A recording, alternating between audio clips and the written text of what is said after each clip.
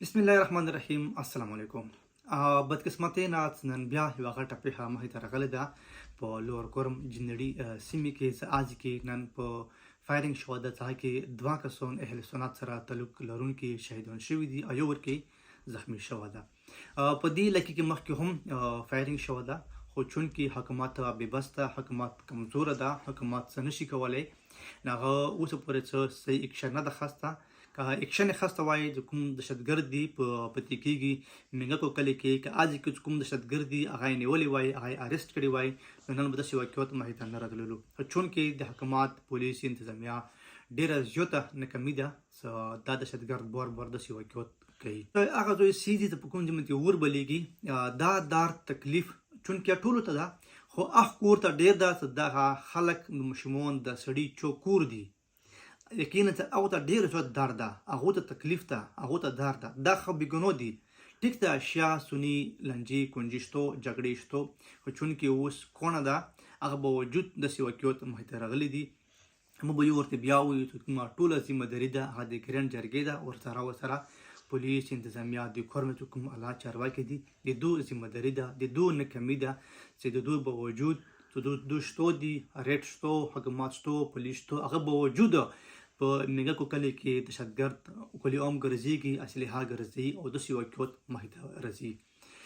چې کوم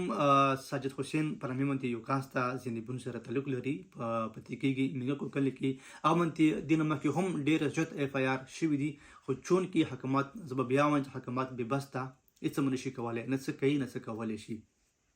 نه بار بار داسې واقعات مخې ته راځي. چې کومه واقعه شوې ده کې دوه کسان شهیدان شوي دي، څه کې یو ناصر والد خیال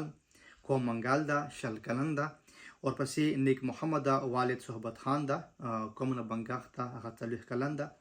او یو ورکې زخمی ده ابراهیم پلور نامه مظفر خان ده، عمر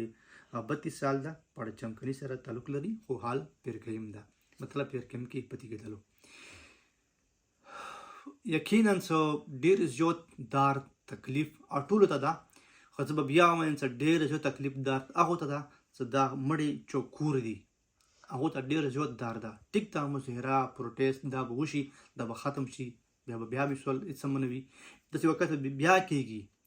دې لپاره موږ سوال کوو، دې وجې نه موږ سوال کوو، درخواست کوو حکومت ته، چارواکو ته، پولیس ته، چې کوم هم دهشتګرد دي، که هغه په